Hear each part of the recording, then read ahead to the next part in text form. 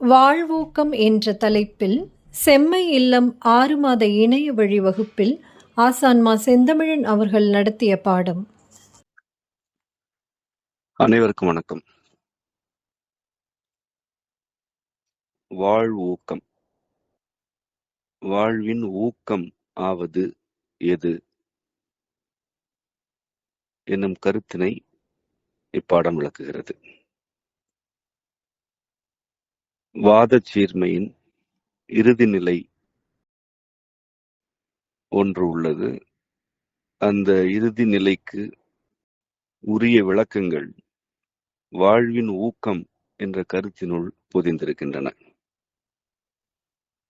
உணவு, உறக்கம், உழைப்பு ஆகிய கொள்கைகளை கடந்த பாடங்களில் விளக்கினோம்.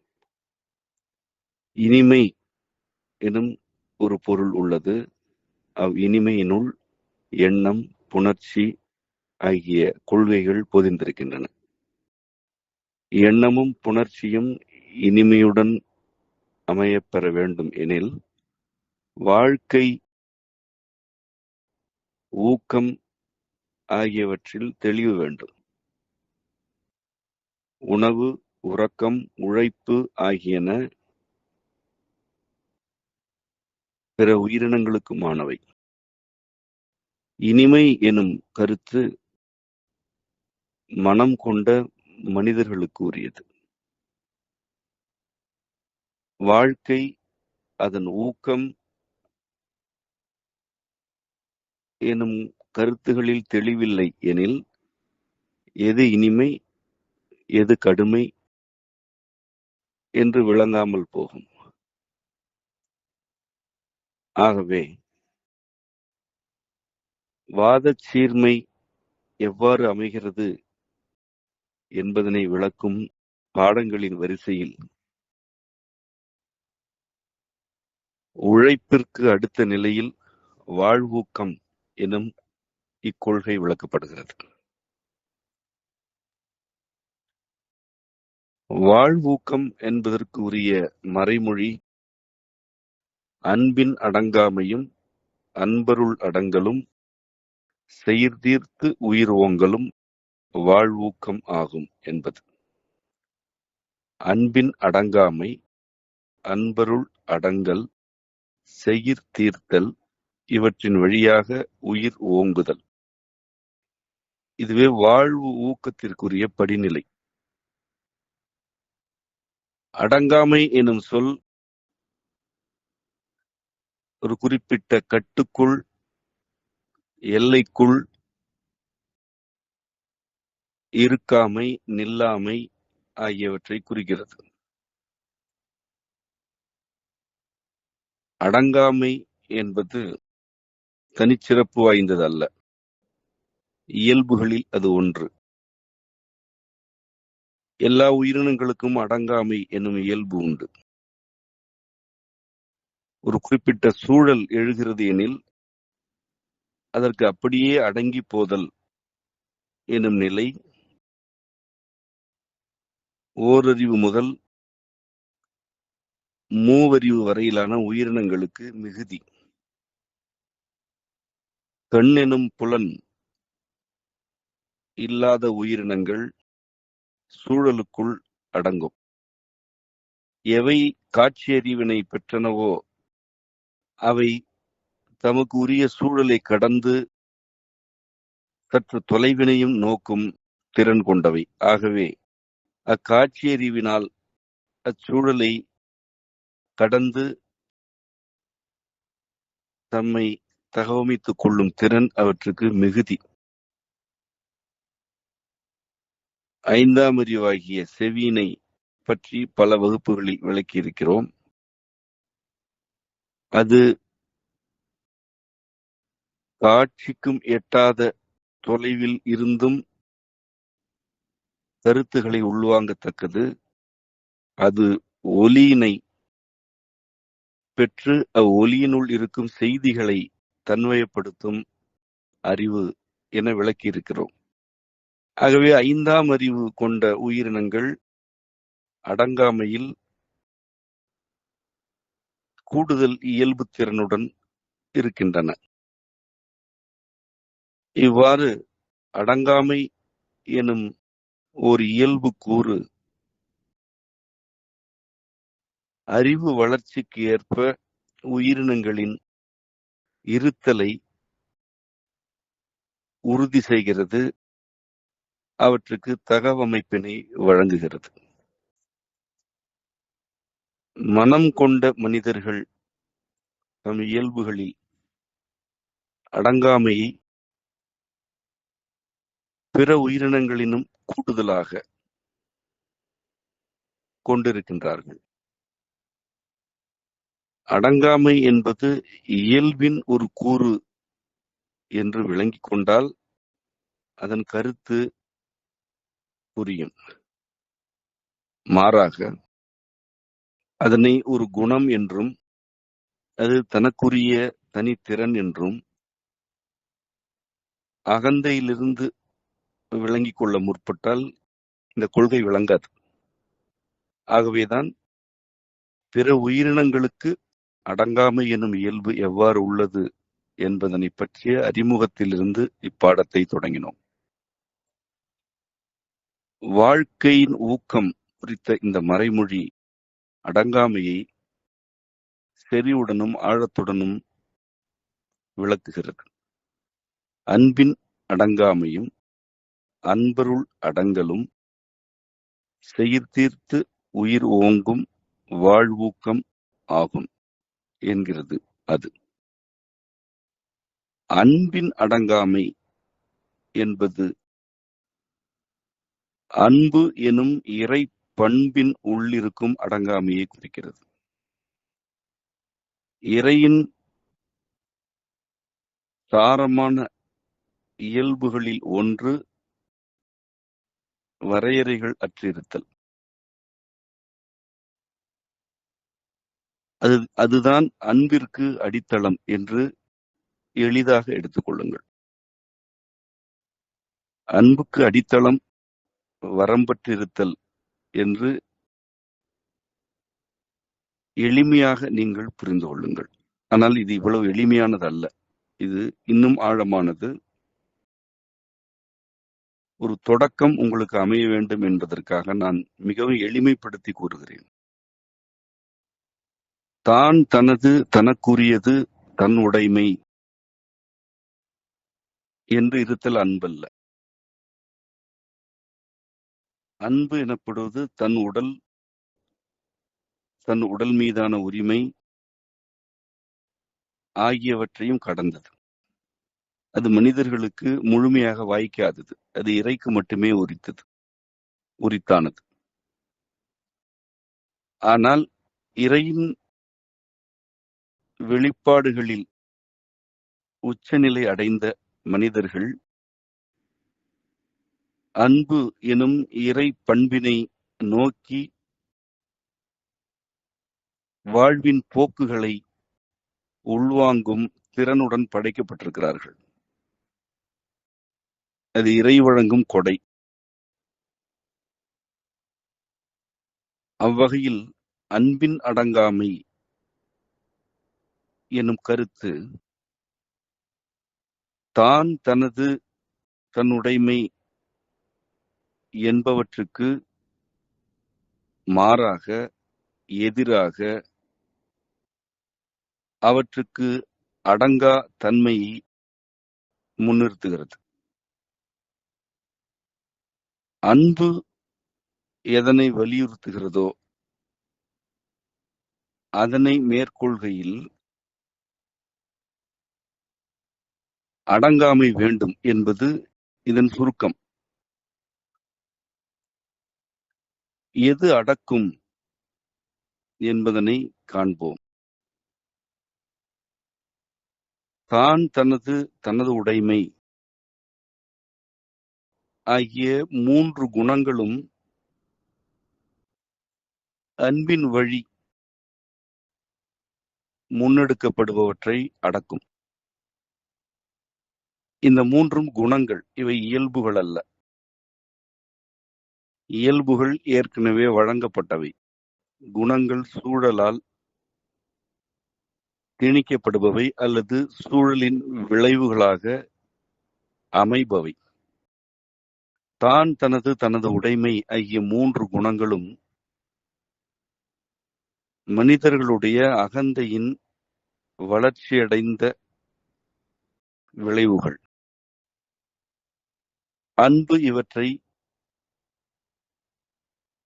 பொசுக்குவதற்கும் முற்றிலும் உடைத்து அழிப்பதற்கும் விரும்புகிறது. அந்த விருப்பம் எக்காலத்திற்கும் நிலைத்தன்மை கொண்டது. அன்பின்மையை இறைவன் ஏற்பதில்லை. அன்புக்கு மாறான எந்த குணமும் அன்னையின் அருள் பெறுவதில்லை. மாறாக அக்குணம் அழிக்கப்படுகிறது. அக்குணம் அழிக்கப்படுகிறது என்பதற்கு என்ன பொருள் எனில், அக்குணத்தை பற்றி கொண்டிருப்பவர்கள் துயரத்தில் ஆழ்த்தப்படுகிறார்கள் என்று பொருள். ஏனெனில்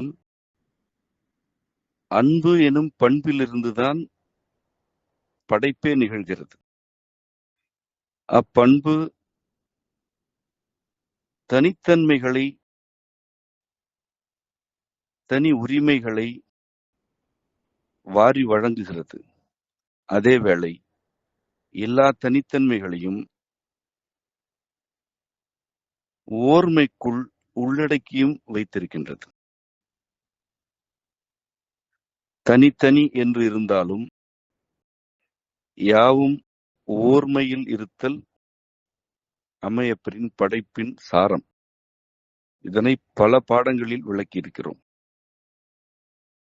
இவ்வாறு தனித்தன்மைகளையும் வழங்கி அவற்றுக்கு இடையிலான உறவாக பொதுத்தன்மைகளையும் படைத்திருக்கும் அம்மையப்பரின் பண்பு இதற்கு மாறான குணங்களை ஏற்பதே இல்லை என்பதுதான் நீங்கள் விளங்கிக் கொள்ள வேண்டியது. அன்பின் அடங்காமை என்பது தான், தனது, தனது உடைமை ஆகிய குணக்கேடுகளை பொருட்படுத்தாதிருத்தலைத்தான் அடிப்படையாக முன்வைக்கிறது. அன்புக்கு மாறானவற்றுக்கு அடங்குதல் வாழ்வு ஊக்கத்தை கெடுக்கும். வாழ்க்கையின் ஊக்கத்தை அது கேள்விக்குள்ளாக்கி கொண்டிருக்கும். ஒரு நிலையில் இவ்வாழ்க்கை தேவையற்றது என்ற கற்பனைக்கு அது இட்டுச் செல்லும். அன்பருள் அடங்கல் என்பது 3 தீக்குணங்களும் இல்லாத அல்லது அக்குணங்களை விட்டொழித்த மனிதர்களை குறிக்கும் சொல். மனிதர்களுடன் அடங்குதலை குறித்தல். எதற்குமே அடங்கா தன்மை மனிதர்களுக்கு இல்லை. உடல் என்பதே ஓர் அடக்கம்தான்.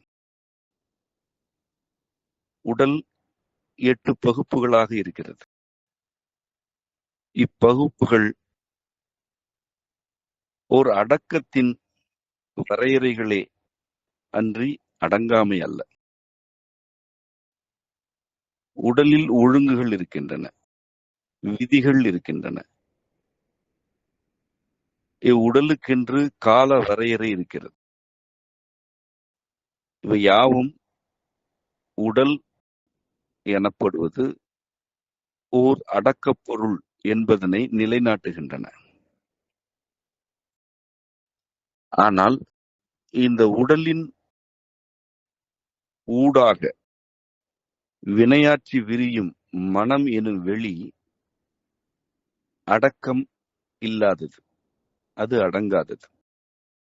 மனமாகிய வெளி இவ்வாறு அடங்காமையுடன் இருத்தலுக்கு அடிப்படை ஒரு மனிதர் தன் உடலால் வரையறுக்கப்பட்டிருந்தாலும் அவருடைய மனதினால் வரம்புகளை கடக்க வேண்டும் என்ற இறைவனின் விருப்பம்தான்.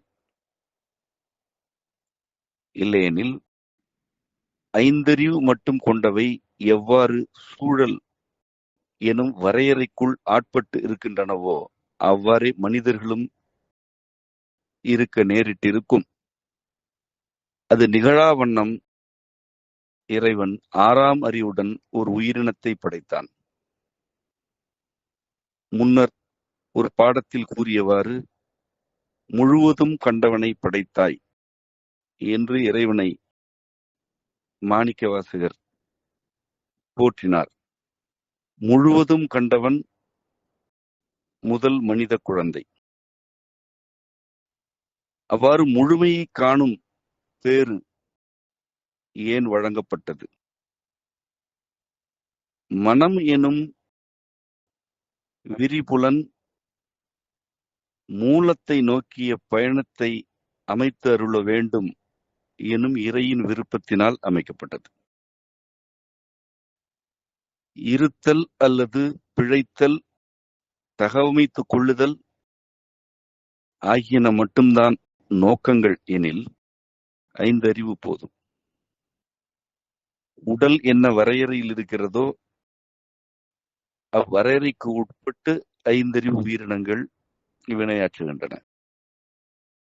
மனிதர்களுக்கு உடல் எனும் வரையறை ஒரு பொருட்டே அல்ல எனும் வகையில் மனவெளியின் விரிவு வழங்கப்பட்டிருக்கிறது. மனதினால் விரிவடைந்து இப்பேரண்டத்தையே உலாவரும் பெரும்பேறு மனிதர்கள் தான், தனது, தன் உடைமை எனும் 3 குணங்களுக்குள் அடங்கி கிடந்தால் அது அவரவர் தமக்குத்தாமே இழைத்துக் கொள்ளும் அநீதி, தமக்குத்தாமே விதித்துக் கொள்ளும் தண்டனை. அன்பருள் அடங்கல் எனும் கருத்து இவ்வாறு மனவிரிவு மற்றும் 3 தீக்குணங்கள்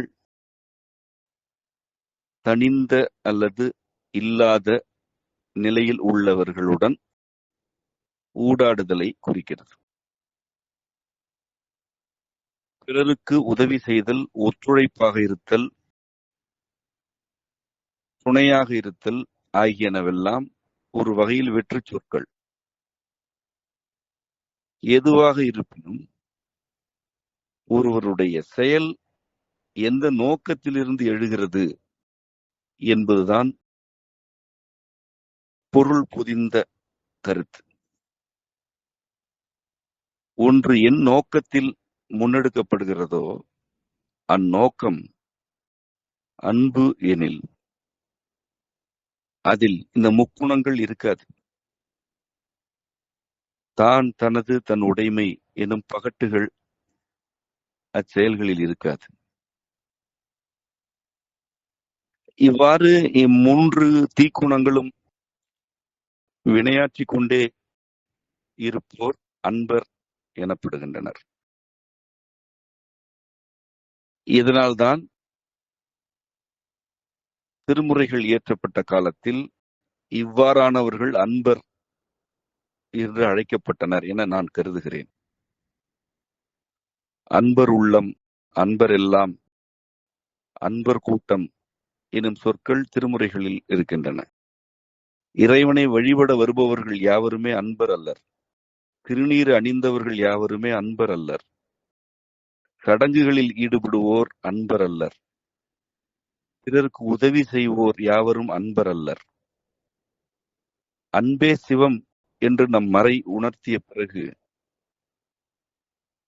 அந்த அன்பு எவர் உள்ளத்தில் இருக்கிறதோ அவர்தான் அன்பர் என்றுதான் அதனை கொள்ள வேண்டும். அன்பு எனும் சொல் இறைவனுடைய பெயரோடு பொதித்து வைக்கப்பட்டது. மிக மிக ஊன்றி உள்வாங்க வேண்டிய ஒரு கருத்து. மனிதர்களால் அன்பு செலுத்த இயலாது என்று நான் பலமுறை கூறியிருக்கிறேன். ஏனெனில் அன்பு இறைவனுக்குரியது. ஆனால் மனிதர்கள் அன்பினை நோக்கி வாழ வேண்டும். அவர்களுடைய செயல்கள் வினைகளாக மாற்றம் பெற வேண்டும். விளைவு நோக்காமையை அவர்கள் பற்றி கொள்ள வேண்டும். இவ்வாறு விளைவு நோக்காமல் வாழ்க்கையின் நிகழ்வுகளை அமைத்துக் கொள்கையில் அவர்கள் அன்பர்கள் ஆகின்றனர். இவ்வாறானவர்களிடம் தான் என்ற அடையாளம் தனிந்திருக்கும். தனது என்ற உடைமை கருத்து ஏறத்தாழ இருக்காது.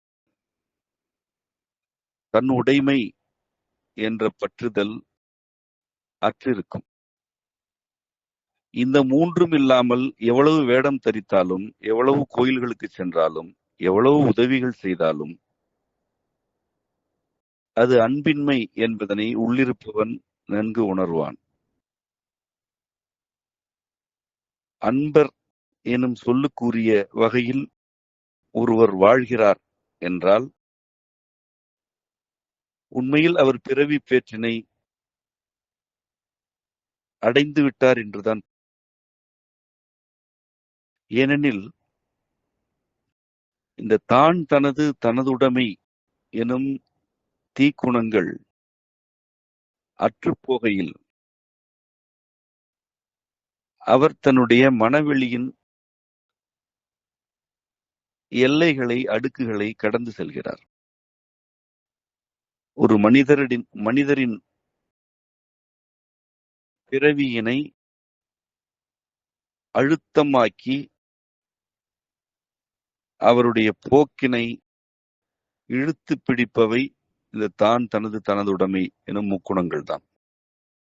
இந்த மூன்றையும் விடுபட்டு ஏகுகையில் அவர் அடங்காதவராகிறார். அதுதான் அன்பர் எனும் சொல்லுக்குரிய இலக்கணப்படி வாழ்வதற்கான வழி. இது மட்டுமே இலக்கணம் அல்ல, இதுதான் அங்கு செல்லும் வழி. அன்பின் அடங்காமையும் அன்பருள் அடங்கலும் எனும் அடிகள் நோக்கமற்ற விளைவுகள் மீது பற்றற்ற வினைப்பாடுகளை வலியுறுத்துகின்றன. ஒருவருக்கு எவற்றின் மீதெல்லாம் ஈர்ப்பு ஏற்படுகிறது, எவற்றிலெல்லாம் அவர் வினைப்படுகிறார் என்பதை நோக்குகையில் அவர் விளைவு நோக்காதவரா, விளைவுகள் மீது பற்றற்றவரா இல்லையா என்பது விளங்கிவிடும். நோக்கமற்ற செயல்கள் வினைகளாகின்றன. அதுவே அன்பின் அடங்காமை என்று விரிவடைகிறது. நோக்கமற்ற செயல் என்பது என்ன? தன்னோக்கம், தனக்குறித்த தனி நோக்கம் அற்ற நிலை. தான் தனது உடைமை என்ற முக்குணங்கள் இல்லாமல் ஒன்றில் ஈடுபட வேண்டும் எனில் அது அன்பின் வழியை நோக்கி இட்டுச் செல்லும் ஓர் அழைப்பு என்று புரிந்து கொள்ள வேண்டும். அது ஒரு அழைப்பு தான், அதுவே அன்பின் வழி அல்ல. அந்த வழியை நோக்கி உங்களை ஈர்க்கும் ஓர் அழைப்பு. பிறவற்றுக்காக, பிறருக்காக ஏதேனும் சில செயல்களில் ஈடுபடுகையில் அவற்றை தான் தனதுடைமை எனும் குணப்பற்று கொண்டவர்கள் மறுப்பதும் எதிர்ப்பதும் நிகழும். இவ்வாறு வினைப்படுபவர்களுக்கு விளைவுகள் மீது பற்றில்லை எனில் அவற்றிற்கு அடங்க மாட்டார்கள். நோக்கமற்ற செயல்கள் மட்டுமல்ல, விளைவுகள் மீது பற்றற்ற நிலை வேண்டும். எது வேண்டுமானாலும் விளையலாம், விளைவின் மீது எனக்கு பற்றில்லை என்று இருத்தல் வேண்டும். பயன் கருதாமை பற்றறுக்கும், ஊழினுக்கு உடம்படுத்தும் என்ற மறைமொழி வேறு ஒரு பாடத்தில் முன்னர் விளக்கம். ஊழ்வினைக்கு உடன்படுதல் என்பதே பயன் கருதாமையிலிருந்துதான் தொடங்குகிறது என அம்மறைமொழி வழியே விளக்கினோம். விளைவுகளின் மீதான பற்று இருந்தால் அல்லது அது மிகுதியாக இருந்தால் 3 தீக்குணங்களுக்கு அடங்கி இருக்க வேண்டும். அதிலிருந்து எவரும் தப்ப இயலாது. இந்த 3 தீக்குணங்களுக்குள் அடங்கி இருந்து கொண்டு அன்பு எனும் சொல்லை எட்டி பார்ப்பதும், வேடிக்கை பார்ப்பதும், கூண்டுக்குள் அடைபட்ட குரங்கு வந்து செல்வோரை பார்த்து சிரிப்பதும், கோபப்படுவதும் எவ்வாறு உள்ளதோ அதற்கு ஒப்பானது. இம்மூன்று தீக்குணங்களையும் தனக்குள் இருத்திக் கொண்டு பிறருக்கு உதவி செய்தல் அல்லது பிறருக்கு துணையாயிருத்தல் என்றெல்லாம் பாசாங்கு செய்தல், உணவு சமைக்கையில் சில துளி நஞ்சினை கலந்து வழங்கிக் கொண்டே இருத்தலுக்கு ஒப்பானது. ஏனெனில் இவ்வாறானவர்கள் தன்னை தவிர இன்னொரு உடல் மீது கூட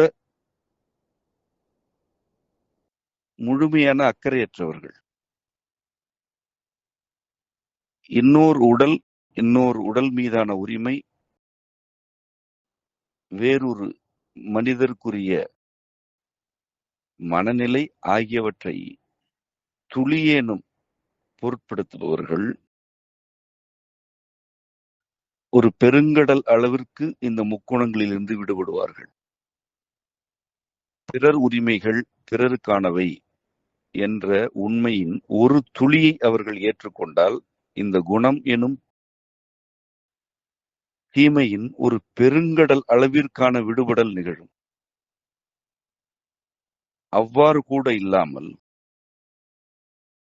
எல்லா செயல்களுக்கும் பின்னாலும் தனி நோக்கங்கள் கொண்டு பாசாங்குடன் அலைபாய்பவர்களுக்கு தீக்குணங்கள் ஒரு சிறைச்சாலையாகின்றன. அவர்களால் இந்த 3 குணங்களிலிருந்து விடுபட இயலாது. இந்த தீக்குணங்களுக்குள் அடைபட்டு கிடப்பவர்கள் தம்முடைய செயல்களால் பிறரை கட்டுப்படுத்துவது நிகழும். உண்மையில் இவர்கள்தான் அந்த குணங்களின் எனும் சங்கிலியால் பிணைக்கப்பட்டவர்கள். நிகழும் ஊழிக்கு மிக மிக இன்றியமையாத காரணம் இதுதான். இந்த தான் தனது உடைமை எனும் தீக்குணங்களின் வளர்ச்சியடைந்த நிலைதான் இயற்கையின் உறுப்புகளை உடைமையாக்குதல், அவற்றை சுரண்டுதல், பேரழிவு நேரினும் அச்சுரண்டலை நிறுத்தா தன்மை ஆகியன. இங்குதான் அன்பின் அடங்காமை வலியுறுத்தப்படுகிறது. அன்பு எனும் இறை பண்பு எவற்றை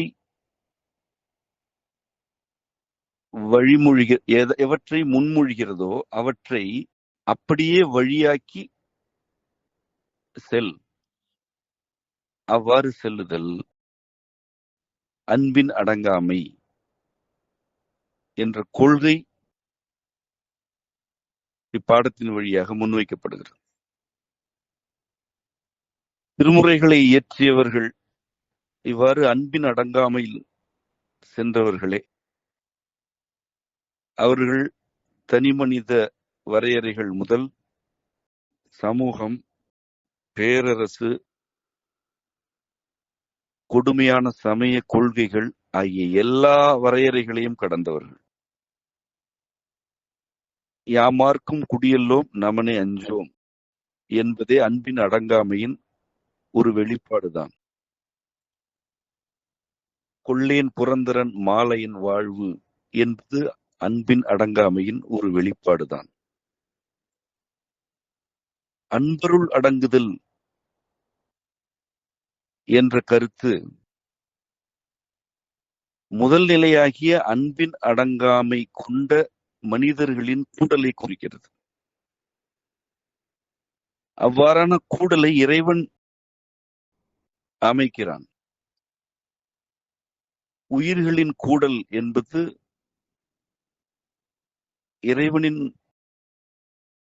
படைப்பு ஒழுங்குகளில் மிக மிக வியக்கத்தக்க பல கருத்துக்களை கொண்டது. அது ஒரு தனி பாடம். உயிர்களின் கூடல் என்ற கருத்து எண்ணுந்தோறும் எண்ணுந்தோறும் வியப்பை நல்குவது. அவனே உயிர்களை கூட்டுவிக்கிறான். அவன் கூட்டுவிக்காமல் எவ்வுயிரும் கூடுவதில்லை. உயிர்களின் கூடல் எதற்காக நிகழ்த்தப்படுகிறது? அது அன்பு எனும் இறைப்பண்பின் வெளிப்பாடுகளுக்காக கூட்டுவிக்கப்படுகிறது. அன்பர் குழாம் அல்லது அன்பர் கூடல் என்பவை மனிதர்களுடைய அறிவு வயப்பட்ட முயற்சியினால் நிகழ்பவை அல்ல. மனிதர்கள் தனித்தனி நோக்கங்களுக்காகவும் தன்னல வெறி பிடித்த சில தேவைகளுக்காகவும் பாசாங்கு செய்து கொண்டு கூடுதல் அன்பர் கூட்டம் அல்ல. எவ்வகையான தனி நோக்கமும் இல்லாமல், எவ்வகையான அடையாள செருக்குகளும் இல்லாமல், துளி அளவு குண ஒப்பனைகளும் இல்லாமல் எவர் ஒன்று கூடுகிறாரோ அவர் அன்பர். அவர்களே அன்பர்கள் எனப்படுகின்றனர். ஒருவர் மீது ஒருவர் விளைவு நோக்கமற்ற அக்கறை செலுத்துதல் அன்பர் கூடலுக்கான வழி அமைக்கும். ஒன்றை செய்யும் போதே அதன் முன்னும் பின்னும் பல கணக்குகளை கொள்ளுதலும், பல போலித்தனங்களை மறைப்பதற்கான ஒப்பனைகளை மேற்கொள்ளுதலும் அன்பர் என்ற வரையறைக்குள் இல்லாத 3 தீக்குணங்களின் வெளிப்பாடுகள். இன்றைய சமூகமே இப்படி அன்பின்மையில் தான் இருக்கிறது என்பதனை நான் உங்களுக்கு விளக்க தேவையில்லை.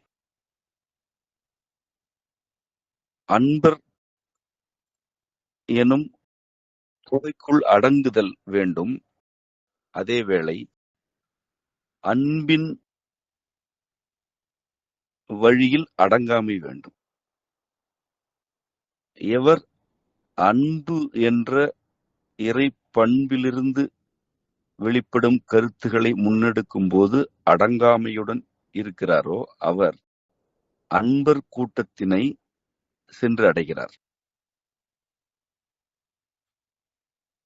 இதனை இறையியலாக விளக்குவதற்கு இன்னும் பல கருத்துகள் உள்ளன.